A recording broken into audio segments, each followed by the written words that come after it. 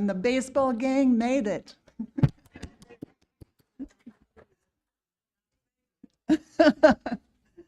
And welcome to the 7th of our 2024-25 dialogue series here at South Franklin Circle. And our purpose is to offer stimulating forums designed to inspire and inform our South Franklin Circle community and the community at large.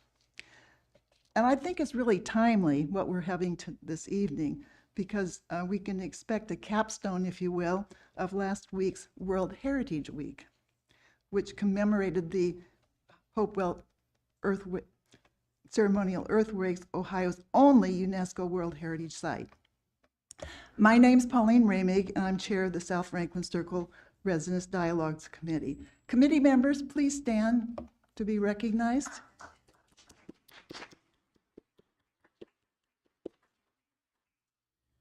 And we here are always eager to welcome and take pleasure in welcoming new guests to our campus. And this evening, we especially acknowledge the following. And please hold your applause until all have been recognized. Nancy Satula, Executive Director of South Franklin Circle. Beth Imbrescia, Vice President of the Judson Foundation. I don't think Gary Lipskin, who's Judson Chief Information Officer, made it, but we also have as a guest this evening, Jason Hillier. He's the Development Officer at Hopewell Ceremonial Networks. And Sean Heron, our usual AV person from the IT department, they're prepared to stream this evening's events to our remote audience. And Darlene Cash, SSC Community Life Director. Thank you so much.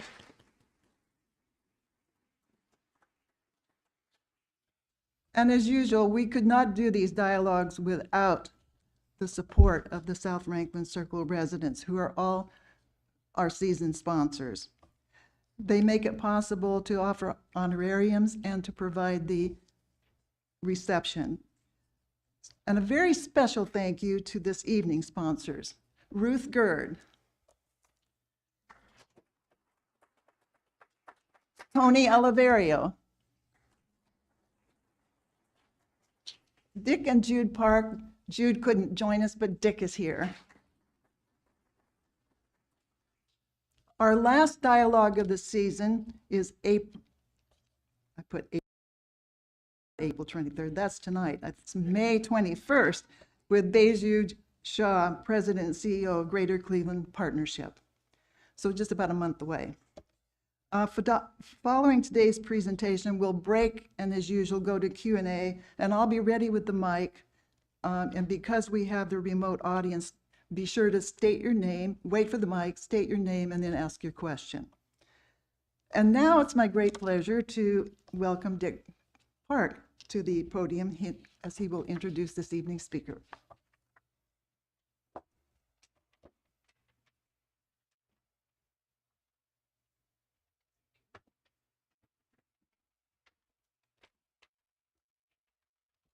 We've all heard the phrases, the forest, you can't see the forest from the trees, treasures, we don't see the treasures in our own backyard.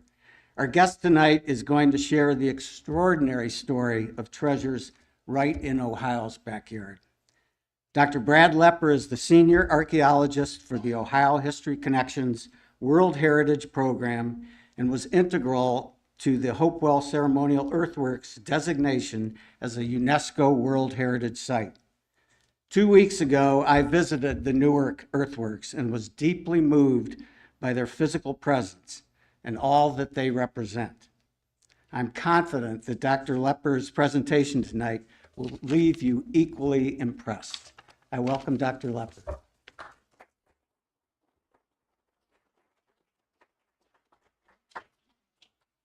Thank you very much.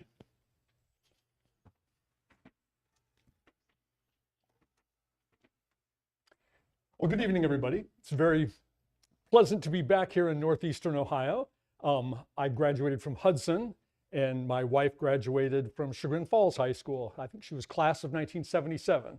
So it's almost like coming back. Well, it is coming back home, actually. Not almost at all. Let me find the remote. So I'm here to tell you something about the Hopewell Ceremonial Earthworks UNESCO World Heritage Site. And I never get tired of saying that. It consists of 8 different sites that together form this comprehensive Hopewell Ceremonial Earthworks UNESCO World Heritage Site. The one that I am most familiar with is where I've been working for most of my career at the Ohio History Connection, the Newark Earthworks. There are 2 sites there, the Octagon Earthworks and the Great Circle. I'll be showing you some of these in a little bit, but this shows where they are on the map. There's also the Fort Ancient Earthworks in Warren County. Those 3 sites are owned and managed by the Ohio History Connection. The other 5 sites are what make up Hopewell Culture National Historical Park. So those are the sites down here, including Hopewell Mound Group, Mound City, High Bank Works, Sipe Earthworks, and Hopeton Earthworks. So together, 8 separate sites that together tell this more comprehensive story about what we refer to as the Hopewell Ceremonial Earthworks. Ancient indigenous earthworks built by the ancestors of the Eastern Woodlands Indians 2,000 years ago. 8 sites telling one story. So this is our group, including me, if you're playing Where's Waldo on this picture, in Riyadh, Saudi Arabia at the World Heritage Convention on September 19th, 2023. This was, I don't know, like a capstone for my career to actually be there when the World Heritage Committee was considering our nomination. When we first got to Riyadh, we got there a day early because we weren't exactly sure when our nomination was going to come up. But we got there and we walked into this big hall. It was like being at the United Nations, all these tables and designations for all the different countries that were there representing the World Heritage Committee on these tables. And there was a table for the United States delegation. And we didn't get to sit there, actually. There was a table or chairs in the back for the non-governmental agencies, where we could sit. But when our nomination came up, we all came up and stood behind the United States table there. And there's not just myself, there's the director of the Ohio History Connection, Megan Wood, my boss, Jen Altman, who's in charge of the World Heritage Program. And we had 5 representatives, or I should say representatives from 5 federally recognized tribes that passed tribal resolutions in support of our nomination. And the way this worked out, they were dealing with 2 sets of nominations because the year before, the World Heritage Committee meeting had been canceled because it was supposed to be held in Russia, but Russia invaded Ukraine that year, so the United Nations wasn't going to send delegations there. So the next year, it's in Riyadh, Saudi Arabia with a different chairman. This was the chair for that meeting. And because of that, there were 2 sets of nominations stacked up. So they were really trying to get through things fast. And the normal procedure would be they would present, and that's done, at least at this conference, on video. There's a group, so there's UNESCO, the United Nations Scientific, Educational, and Cultural Organization. And they sort of provide or present these nominations or preside over the World Heritage List and decide what sites are eligible. But they rely on a much smaller technical body called ICOMOS, the International Council for Monuments and Sites. Experts from ICOMOS come to America to evaluate the sites. They also have people reviewing the nomination dossier, which is it was like as big as my dissertation practically, that we had to fill out and submit to show why we thought we were eligible and should be a World Heritage Site. So there were desk reviewers reviewing that at the same time. And then they come back, and then here they're showing the summary, the ICOMOS person reading the combined summary of the guy who was with us in the field and the people who reviewed the desk copy, and they were making their recommendation as to whether it should be a World Heritage Site or not. There were 3 choices. It's inscribed, it's not inscribed, or it's deferred. So they defer nominations if they're not satisfied that there's been enough information provided. You can't tell from the picture, but I was like more jet lagged than I've ever been any time in my life. It was incredible. I could get almost no sleep when I was there, but I'm smiling because this is the moment when the gavel came down, because and I guess normally in these things, the ICOMOS nomination is played, their summary. The chairman says, are there any comments or concerns? And people would often people would just come up and be gratuitous and say, oh, it's wonderful that this site is becoming a World Heritage Site. And they said they weren't going to do that. They said, you can only comment if you have specific concerns about the nomination. So the chairman says, are there any concerns, or comments about the nomination? And he almost immediately says, hearing none, bang. And we're a World Heritage Site. And all of us are kind of stunned, that's it? I mean, that's it? And what was extraordinary, Michael Ratney, you can't see his face, he's clapping there. He's the United States ambassador, or was the United States ambassador for Saudi Arabia. And he hosted us at a reception beforehand, and he was there representing the United States. And the United States had 3 minutes or something, maybe 4, to respond and say, and usually that's the ambassador. He took about 30 seconds. And then he said he wanted to give the rest of his time to Chief Glenna Wallace of the Eastern Shawnee, the senior American Indian there, because this nomination was honoring her ancestors. And I don't know if you've ever had the opportunity to hear Chief Glenna Wallace, but she is a force of nature. And she often says about this, and one of the reasons her tribe supported, is because she said all of her life, she has only ever heard of her ancestors referred to as savages. But now because of this, and as you will see, she's hearing her ancestors referred to as geniuses. And what a sea change that must be for Indigenous people everywhere, to be lifted up and have their ancestors' achievements lifted up to be on the same level as the Great Pyramid of Egypt, the Parthenon, all these sites. So that's profoundly moving, and it's one of the most satisfying moments of my career to be able to have the Indigenous heritage of Ohio lifted up to that level, and to see the pride in our Indigenous partners when they were there and when this happened. It was incredible. It's an experience I'll never forget. So to become a World Heritage Site, you have to have what's called outstanding universal value. That's the bar. That's a very high bar. And that means they have to have such significance that it surpasses local or state or even national significance. It's got to be telling a story that's so important, it needs to be shared with the world. So really a very high bar. And this is from the UNESCO World Heritage Convention that says certain places on Earth are of outstanding universal value and should therefore form part of the common heritage of humankind. And these are some of the sites. Well, certainly the Great Pyramid and the Roman Colosseum you'll be familiar with. This is another Indigenous site in Poverty Point, Louisiana. Well, it's called Poverty Point, in fact. It's much older.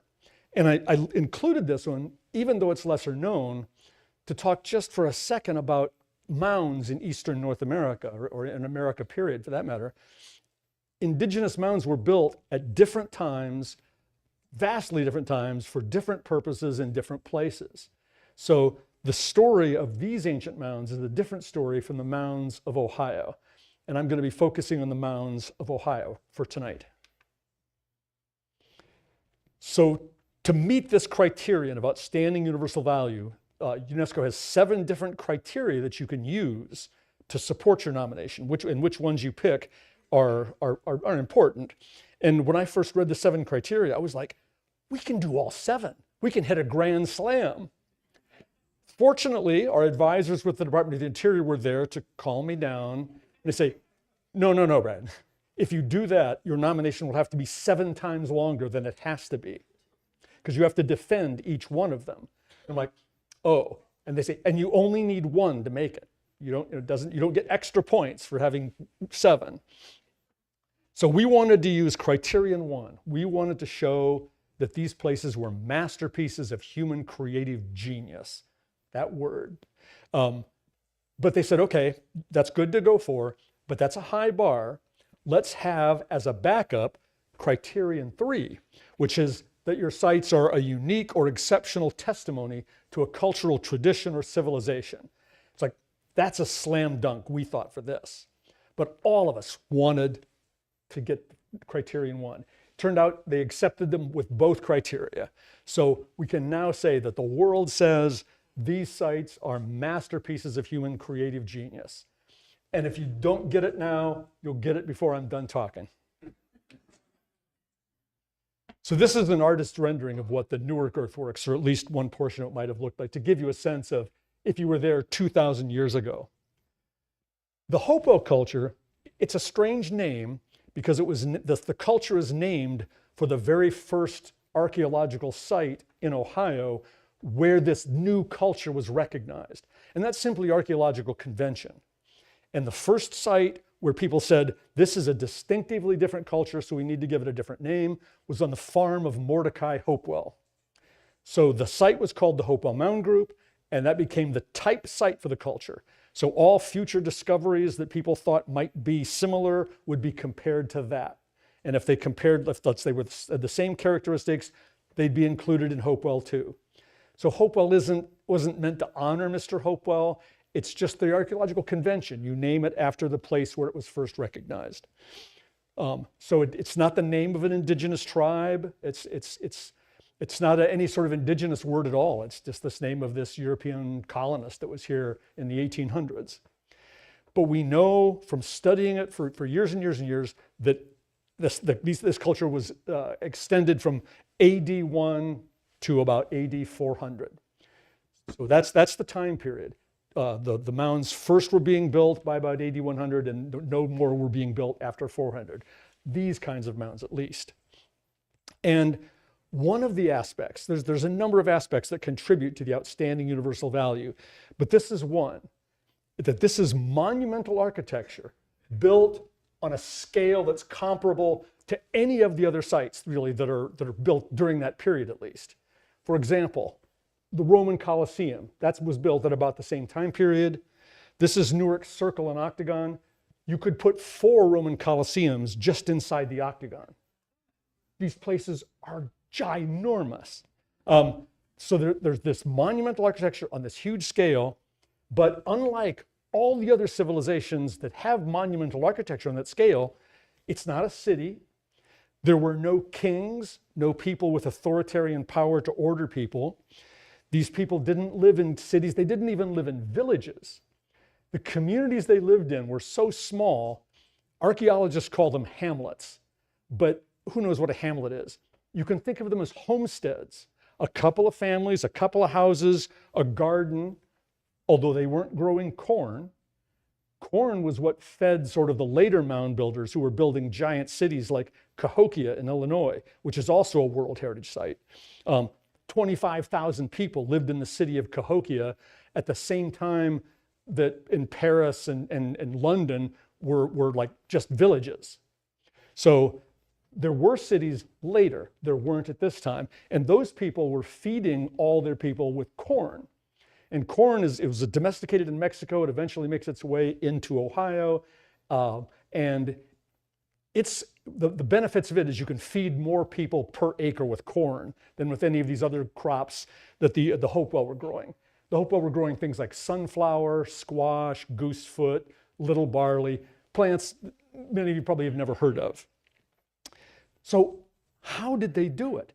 How did they get these scattered hundreds, maybe thousands of these communities must have come together at these places, first to cooperate in constructing them, but then later to cooperate in conducting some kind of religious ceremonies and observances there.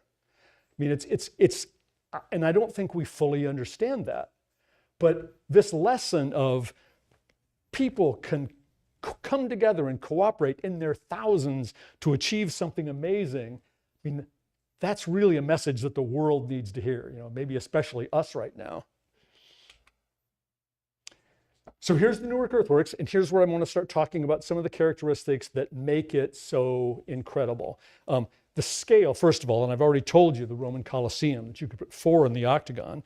Stonehenge would fit in this little circle, which is of course only little because it's next to this gigantic octagon. And the Great Pyramid of Egypt would fit comfortably into the square enclosure there. And almost all of this is gone. I don't know if I had, the next slide is, but if this site was like engulfed by the city of Newark, and the circle and octagon was saved, and the great circle was saved, and a tiny corner of the square was saved. But all the burial mounds were destroyed by the Central Ohio Railroad, and then the city of Newark grew over this.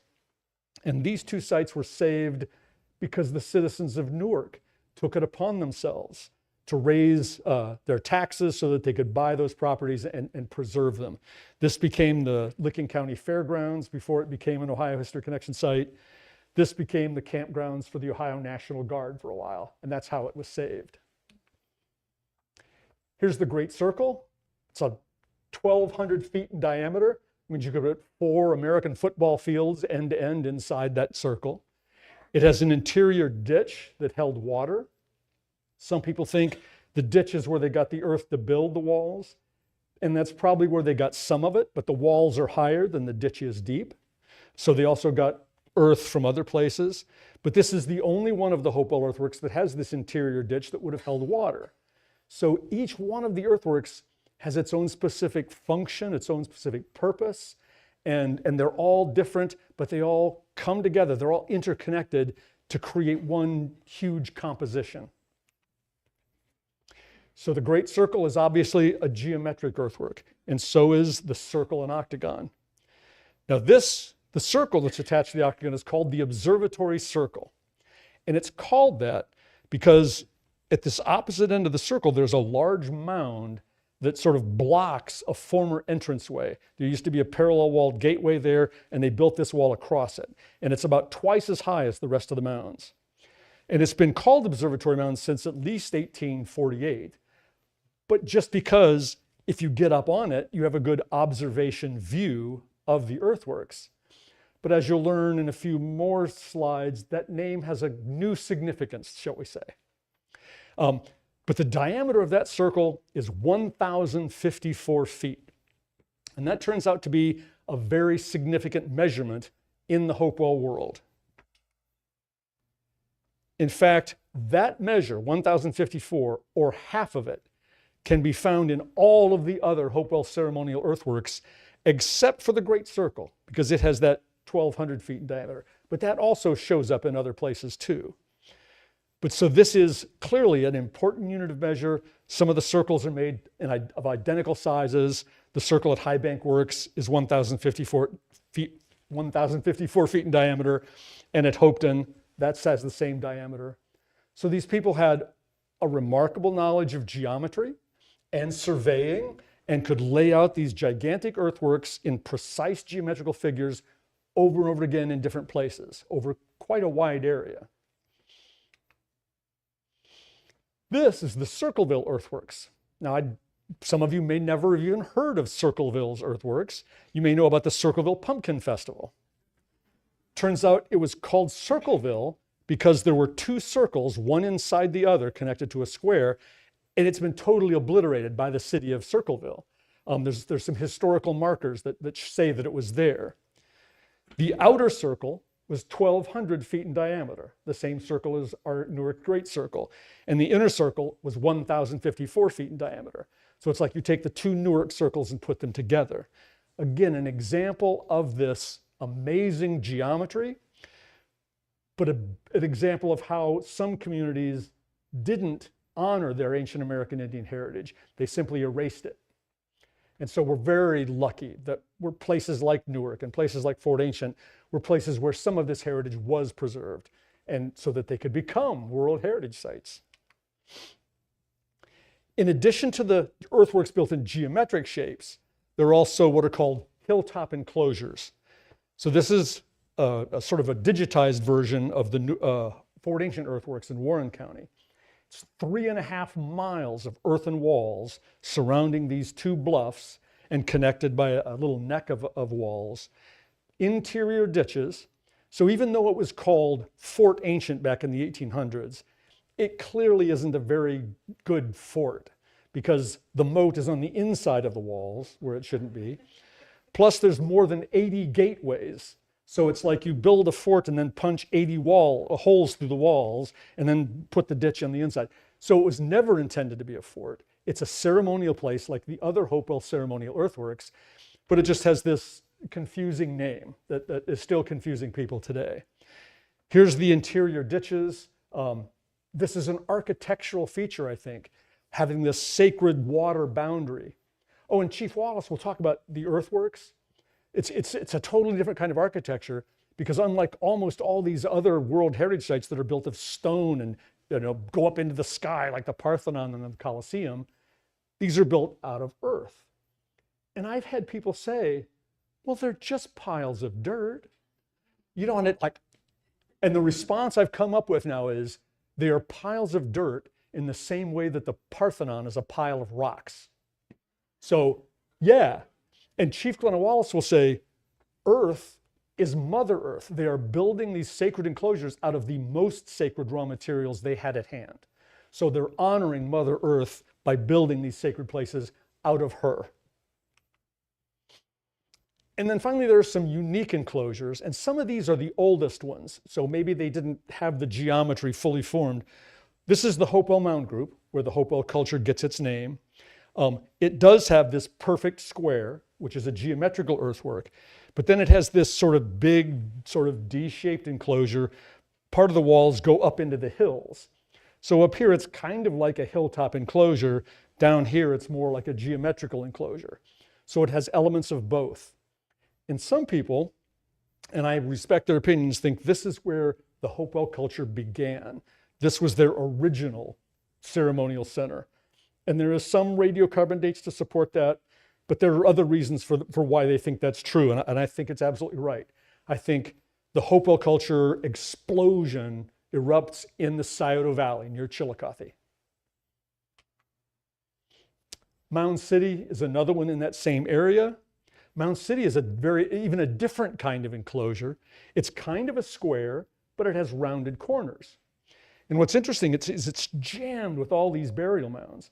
And each one of those burial mounds was built over a place that was first a timber structure that had exactly the same outline, a square with rounded corners.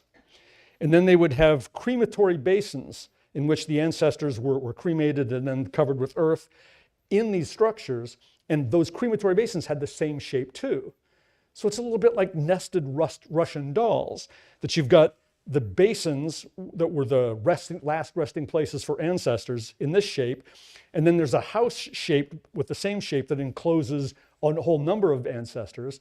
And then you've got all these different mounds, and then the whole set of mounds is enclosed by another one that's kind of like, so it's like the house that encloses little houses that each enclose houses for each individual ancestor. And here we get back to Observatory Mound. And this is one of those computer recreations that shows that if you stand on Observatory Mound once every 18.6 years, you will be able to watch the moon rise at its northernmost point on the eastern horizon. Before I got into this work, I had no idea there was a lunar cycle. I mean, I knew about the phases of the moon, but the moon actually does the same thing that the sun does. Because for me, it's like the moon, sometimes it's over here, sometimes it's over there, sometimes it's out during the day, sometimes it's out at night. It just all seemed random. But it's not at all random. It's just on a very long cycle. But every month, just like the sun. So the sun, you're standing here on your front porch looking east. On the summer solstice, that's when the sun rises at its northernmost point on the horizon.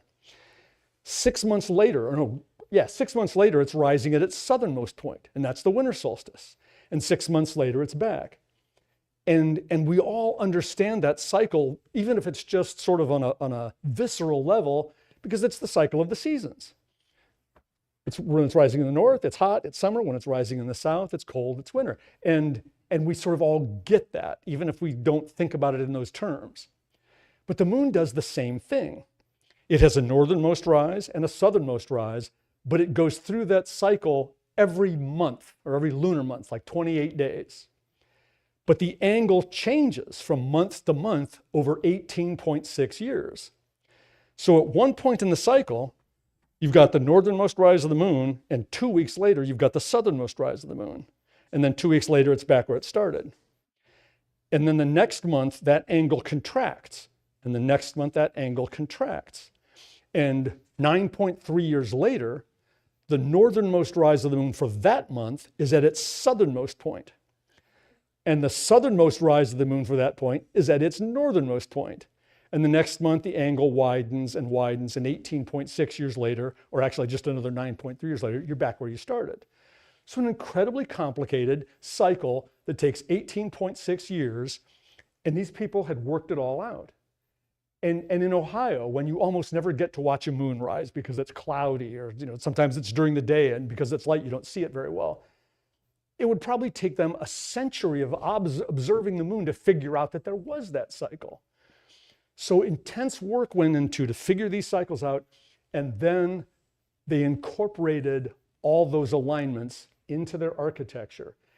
I think, and I think I've got a slide on this later, to show how sacred these places are, to sort of bring those cosmic rhythms down to earth. And these are the two guys that rediscovered this. And I know this is going to take a little bit of my time, but it's worth it, because this is Ray Hively. He was a physicist at Earlham College in Indiana, physicist and astronomer. And this is Robert Horn. He was a philosopher at Earlham, and they were team teaching together. And what's extraordinary about this, they weren't out to prove anything. They were doing their work at just about the time that Gerald Hawkins had came out with his book, Stonehenge Decoded. And in that book, he was arguing that Stonehenge was actually the sophisticated astronomical computer with these solstice and equinox alignments. And Ray and Bob didn't believe it. They said, no, these people weren't that smart. They weren't watching the sky that much. It's just that Stonehenge is a very complicated monument, and you can draw dozens of lines through it. And when you have a complicated monument like that, just by chance, one of those lines or two of those lines might show up pointing to a summer solstice or an equinox, but it's just happenstance. They didn't build it intentionally that way. So if you put Stonehenge on a roulette wheel and spun it 1,000 times, probably 997 times you'd be able to find a solstice or equinox alignment in there and say, oh, look, it's intentional. They were ancient astronomers. But Hively and Horn thought you'd be wrong in claiming that because it's just random. So they wanted to incorporate this in a team teaching class that they were team teaching, a class they were team teaching, in which they said, as a critical thinking exercise, let's try and explore this more. And they couldn't take their students to Stonehenge, but Bob Horn had been to Newark. And Newark's octagon is a very complicated monument. It's got these 8 different walls all pointing in different directions. You can draw lines between the gateways that go to many more different directions. And they said, let's go there and we'll say, oh, look, here happens to be a summer solstice alignment, but it's not intentional because these people weren't that smart. So they go there, they bring their class, they survey it, they draw every line they can, and there's not a single solar alignment. And they're scratching their heads because that's statistically significant. And then they don't remember which one, but one of them said to the other at some point, maybe it's not lined up to the sun because it's lined up to something else. You know, what else is up there? Well, there's the moon. So there are 4 points on the eastern horizon: the northernmost rise, the southernmost, the northern minimum and southernmost, and 4 corresponding points on the western horizon where the moon sets. There are alignments to all 8 of those incorporated into this architecture. This is the northernmost rise of the moon. The southernmost is if you stand here in that gateway and sight right along that wall. But they're all incorporated into that architecture without a single solar alignment. And so these guys that are trying to prove that ancient people aren't that smart are suddenly confronted with this. Oh, and this, by the way, is a photograph of a northernmost rise of the moon that we had a chance to observe about 18.7 years ago or something when it was in perfect alignment. And it was a moving experience. I mean, for all of it, anybody that participated, we even had Governor Taft. He wasn't a governor anymore, but he and his wife were out there for that experience. But for everyone that was there, it was a moving experience. But like for me, to be an archaeologist studying these people for years and years and to be able to stand where they stood and watch the same moon they watched rise exactly where they knew it was going to rise 2,000 years ago, it was a very profound experience for me, at least. This is High Bank Works, the only other circle and octagon the Hopewell built. The circle is 1,054 feet in diameter, the same as the Newark circle and octagon. The orientation of this site is exactly 90 degrees to Newark circle and octagon. So the northernmost rise of the moon is built in this site too, but it's from this gateway to that gateway. And all the other lunar alignments are built into this circle and octagon too. So now you've not only found all this intricate, complicated cycle in one monument, now you've found them in two. And Hopewell and Horn have continued their research and have found these kinds of astronomical alignments in many, if not all, of the Hopewell earthworks. And it's part of what contributes to their outstanding universal value. Because although these people have no recorded history, I mean, they must have had stuff written down, but perhaps it was on birch bark scrolls, which haven't preserved in Ohio's acid soils, or something like the South American Inca quipu, which they have knotted cordage, that is the way they record information. Maybe they were using things like that that just haven't survived in the ground to tell us. But they had this incredible knowledge, incredible desire to sort of learn these natural rhythms and incorporate them in the architecture. Now, unlike Newark circle and octagon, this is what the High Bank Works looks like. So it was not preserved intact. It's been plowed for years. You can still kind of make out where the walls are because the Park Service does interpretive mowing now. So this is the circle over there, and you can see it because of the yellow plants growing on it there, the blossoms. But it still has all the archaeology under the ground, though. So the walls have been reduced, but we can still learn a lot from preserving the site. So this is the quote that I think captures what I think is the purpose. Vine Deloria Jr. was an American Indian author and activist. He's most well known, I think, for his book, Custer Died for Your Sins. This is an essay he wrote about American Indian architecture in general. He's not writing about the mounds, but this captures what I felt there. He says, wherever possible, American Indians structured their architecture in a way that the larger cosmos was represented and reproduced to provide a context in which ceremonies could occur. Thus, people did not feel alone. They participated in cosmic rhythms. And that's exactly the feeling I had when I was there. And I'm not a practitioner of American Indian religions. I just had that same sense of connection with the cosmos. Another aspect of the outstanding universal value is the enormous extent of Hopewell influence. The advertising slogan we're using now was a revived version of an earlier one, Ohio, the heart of it all.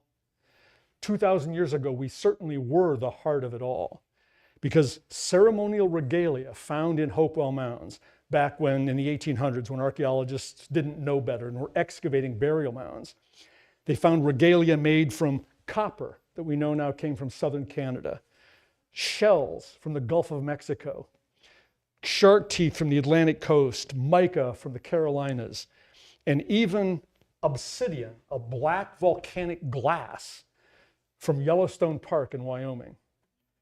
We know it's Yellowstone Park, Wyoming, because every volcano has its own unique chemical fingerprint. And almost all of the obsidian found in Hopewell sites comes from Obsidian Cliff in Yellowstone Park. There's another small component that comes from further west in Utah at a place called Bear Gulch, but it all comes from the Rocky Mountains. And all of this stuff in relatively large quantities is coming to these places in Ohio. And when I was an undergraduate, this was considered to be a trade network. But as I got into it, there's really no evidence of trade. There's hardly anything from Ohio going in the other directions. There's some Flint Ridge flint, but very tiny quantities. And the Flint Ridge flint only goes out about here. You know, it doesn't go all the way down to the Gulf of Mexico. It certainly doesn't go all the way out to the Rocky Mountains.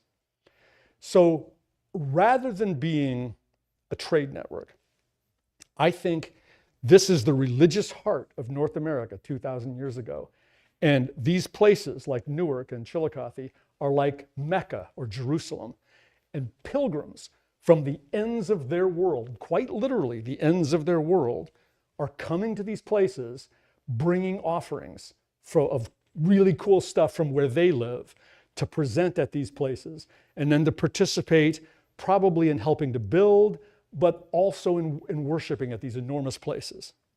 So I think this Hopewell culture, as we've called it, is really just this huge sort of revolution in religious beliefs at this time. A new religion is born from the beliefs of the earlier people, but now it's an explosion of art, ceremony, architecture, science, geometry, and it was remarkable. And I think this is my last slide, because I've been talking in terms of science and geometry and astronomy. This is Barnett Newman back in 1940. He was an American abstract expressionist painter. Said, this is from a private journal he wrote that some art historian discovered and wrote about. Walking inside the Fort Ancient and Newark earthworks, one is confounded by a multiplicity of sensations. That here are the greatest works of art on the American continent. That here in the seductive Ohio Valley are perhaps the greatest art monuments in the world. And this ancient indigenous architecture has inspired many modern landscape artists, I guess, like Maya Lin and Michael Heiser and others in that movement. They see it as art. And this is a page from Barnett Newman's work. It's untitled, but it's found it on a site of the Metropolitan Museum of Art. And it struck me that this was almost the shape of the Great Circle.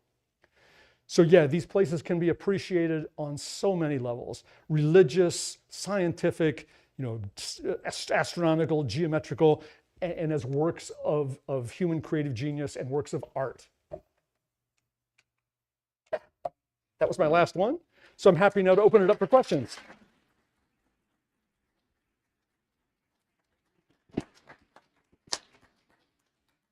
Thank you so much. That was very educational for me. I hope it was for everyone else. Are there any questions? Question? Yes, there's one in the back.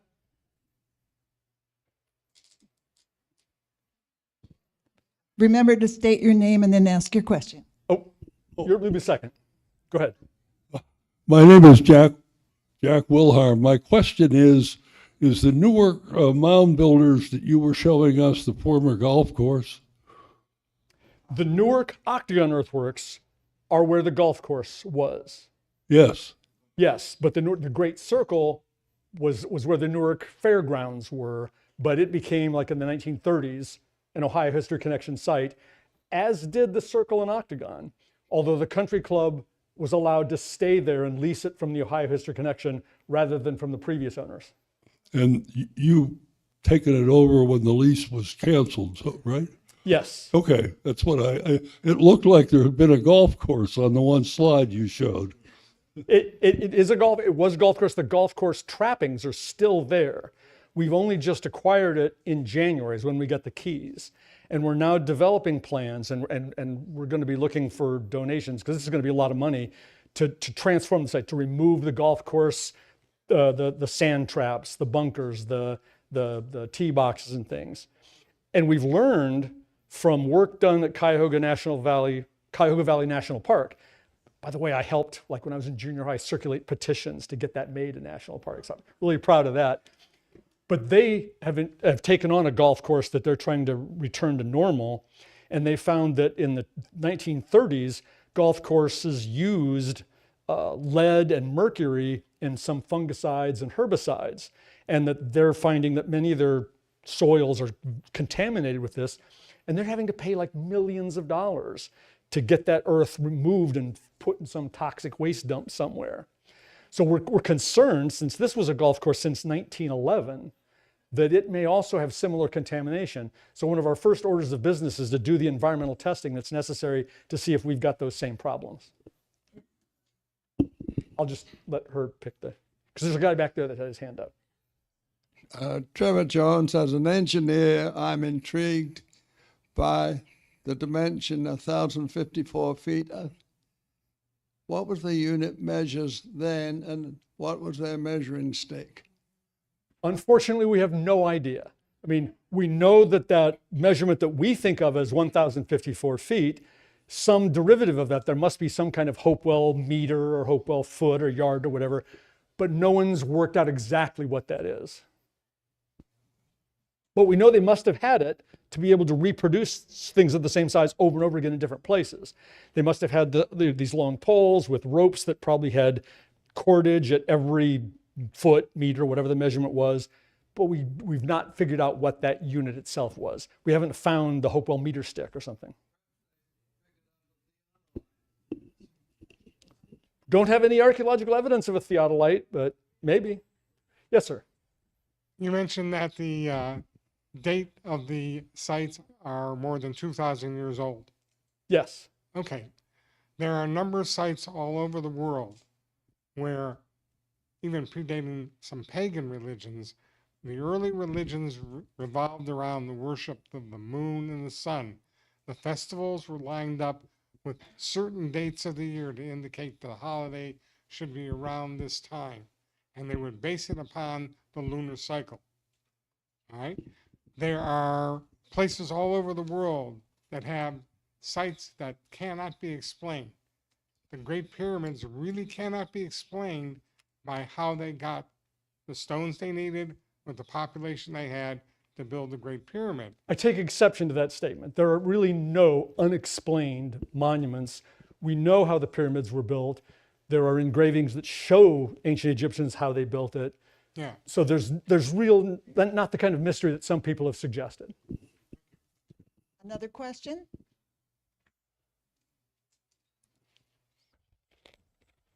They're all remarkable. They all have remarkable stories, but they're not so mysterious as some people think. I have a question, Patsy Lease. You spoke about how these gifts or whatever treasures were brought to the mounds and the circles from far-flung places. How would you speculate people knew to bring those offerings to Ohio?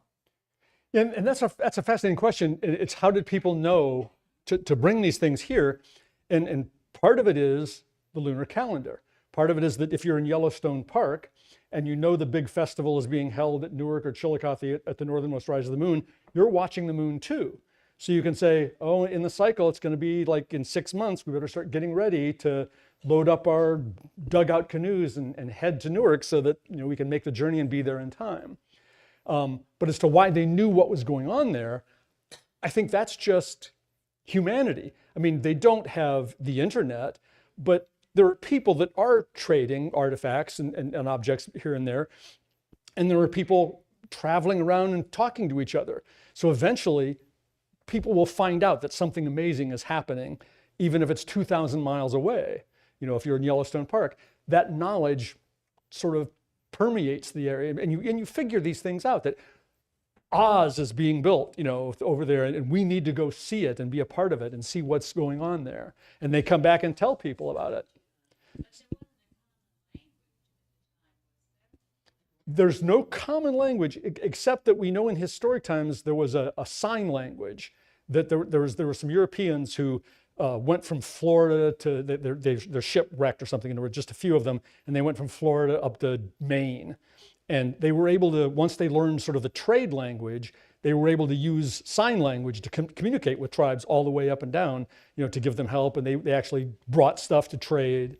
So there was a way for people to communicate, at least across the entire eastern coast, and it probably extended a great deal. And also there are people, there's always people who are going out and exploring, and maybe like Marco Polo, would go and then learn the languages in the different places so that they could be an intermediary and compete and talk to different people in different places. Those kinds of things, just because there's no Marco Polo account in America doesn't mean people weren't doing that kind of thing.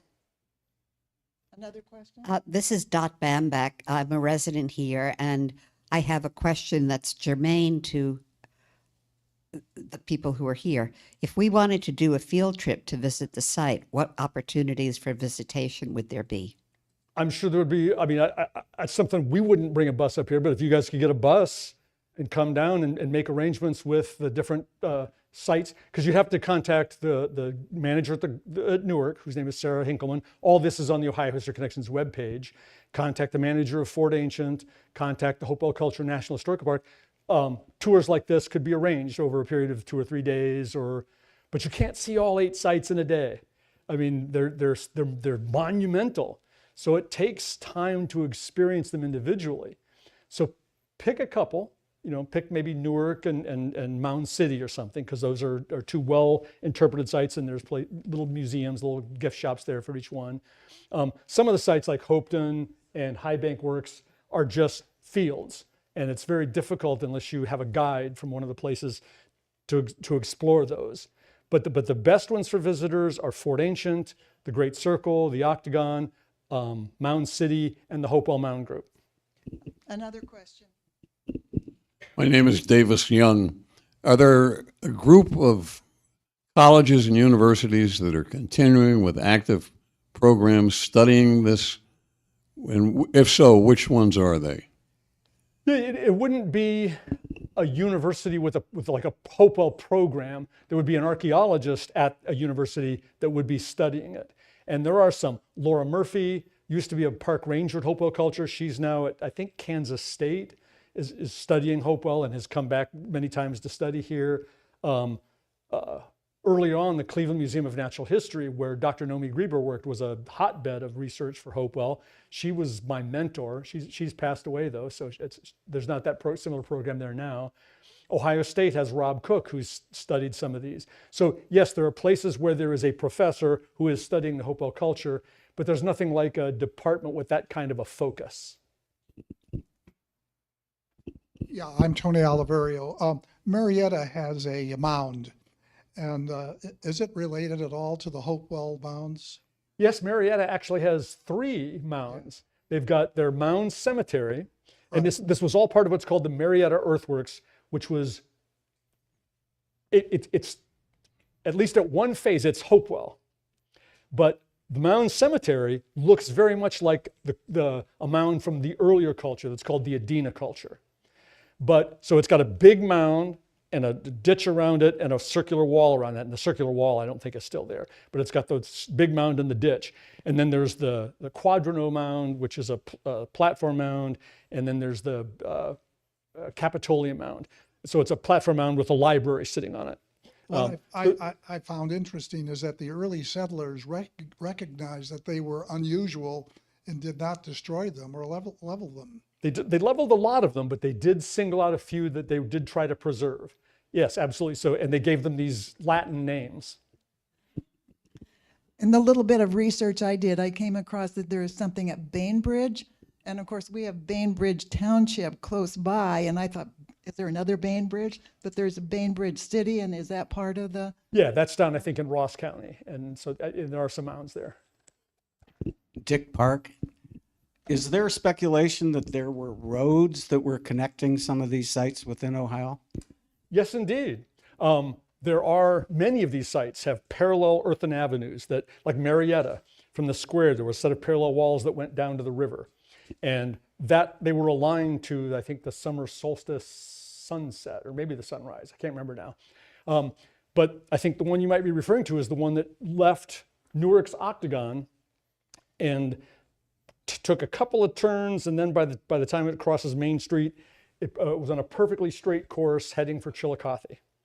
And I proposed that I've called it the Great Hopewell Road, and I think it connected Newark with Chillicothe, a 60-mile long road. I have not proven that. Originally, in 1848, the archaeologists who traced it said they traced it for 2.5 miles. And if you go to 2.5 miles, you come to Ramp Creek. So they just assumed it stopped there, sort of like the Marietta Earthworks, just went down to the river. But in 1862, 2 other brothers followed it, crossed the river, and found that it continued. They said it went for at least 6 miles. That was as far as they traced it, through tangled swamps and over hills, still keeping its undeviating course. And when I first read that manuscript, which had not been published prior to the time I rediscovered it in the archives of the American Antiquarian Society, it reminded me of the roads of the ancestral Puebloans at Chaco Canyon that could go in perfectly straight lines for many, many miles, and they were defined by berms or parallel walls. And I said, if this is like one of those Chaco Canyon roads, it could, who knows where it goes. So this was before GIS. So I was using a ruler and protractor and USGS quadrangle maps, drawing the lines over. And if that road continued, it goes right to the center of modern Chillicothe, which is the center of the Hopewell explosion. So I'm convinced that that road was a connection, that all of this Hopewell ceremony and architecture was developed in Chillicothe, and at some point, some group or some charismatic individual, somebody like Buddha or Moses, took all that knowledge, comes up to Newark and builds this singular composition that's like the grand synthesis of Hopewell architecture, astronomy, geometry, and religion. It's sort of like the superconducting super collider of its era. And I think it's late. So these are being built in the early part, AD 1 to 100. We don't have enough radiocarbon dates from Newark to be sure, but the few dates we have suggest it's built like at around 300 AD. So that's why I think it's late, that it just used all of the knowledge that was built, and the supreme achievement, of course you'd expect me to say that because that's the site I study the most, of the Hopewell culture was created there. Jenny Wilhelm, do you have school groups that come and see this and have guides to show them or explain it to them? Absolutely. We have as many school groups as we can get. I remember when I first started working at the Ohio History Connection, they weren't bringing school field trips there. And one of the teachers was very active in trying to get the field trips happening. He took me to meet the superintendent. And this is back in the 1980s, so it's a long time ago. And I got there and got to give her a sales pitch for why they should do this. And I was doing my best, but she was like, yeah, buddy, everybody wants to have a required field trip, so that you guys can make money in the gift shops and stuff. And I wasn't getting anywhere, and I was getting ready to leave, and I had gotten up with the teacher and was starting to leave, and I went, this is before World Heritage, remember? And I looked at her and I says, ma'am, it's like we're living in Cairo, and you're not including the pyramids in the curriculum.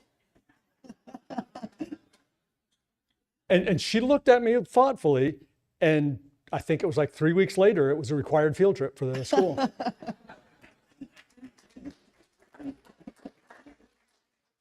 We have time for one last question, and it's appropriate, comes from your associate. It's not a question. I was just hoping. I'm amazed how you can tell that the obsidian came from Yellowstone or the shark teeth came from the East Coast. And I've learned this in one of your other tours. Can you tell us how you knew there were no kings? Yeah, and Amazing. the reason we know there are no kings is because we have a comparison. Cahokia, 1,000 years ago in just outside of St. Louis, had a king. So there's this giant pyramid with a flat top and a palace on the top of it. And the guy that's buried in that palace, when you compare, because archaeologists before we knew better, excavated the burials. And when you compare the muscle attachments on his bones, when you compare his bone chemistry with the muscle attachments that are on all the people buried down in the lower spot, people that he literally looked down on, they worked really hard every day of their life. They didn't eat very much meat. They ate mostly corn, which is very high in sugar and carbohydrates, so it's not a great food. People were dying of abscessed teeth. Their stature was low. And this guy on the palace, when he died, there were like 40 young women killed and buried with him. So, there's nothing like that in Hopewell. In Hopewell, there are people buried in mounds that have all this wonderful regalia. But when you look at their muscle attachments, they're working every bit as hard as everybody else that's found in the burials. When you look at their bone chemistry, they're eating the same diet. All the houses are the same. So they are very important ceremonial leaders when they're standing in the Newark Earthworks. But they go home at night, they still have to wash the dishes, hoe the garden, take the garbage out, go hunting, go fishing, just like everybody else. So, there's no doubt that they were very influential, spiritual leaders, but they didn't set themselves apart from the community in any way other than when they were fulfilling their spiritual roles at those sites and also laying out the architecture, because that was probably also part of the spiritual activity, was to lay out the giant circles that would become these ceremonial centers. So no palaces, no kings, just ceremonial people who somehow had a message that they shared with thousands of people who came to these places. One thing I meant to mention, the Great Circle, because when you get a sense of like, well, how many people could fit there? The Great Circle by itself, there was a grand reunion of the soldiers and sailors who served in the Civil War from Ohio that was held there some years after the Civil War. And the Cincinnati newspaper said 20 to 30,000 people gathered inside the circle to hear orations from President Hayes and General Sherman and General Garfield, soon to be President Garfield. 20 to 30,000 people. And do I think 20 to 30,000 indigenous people gathered there? Yeah, because why else would they make it that big? You're not going to make it that big and have 7 people at a coffee table or something. Small rituals might have taken place there since it existed. I mean, sort of like the church I grew up in. Northernmost rise of the moon, Christmas and Easter. Thousands of people are going to be there for that. Some just normal day, maybe it's just a couple families have it doing a baptism, something like a baptism or a wedding or something. Sometimes maybe there'd be hundreds of people there, but it's like all the great cathedrals and churches and ceremonial places. Sometimes for the particular festivals, they're jam-packed, and sometimes not so much. Dr. Lepper, thank you for a tremendous presentation.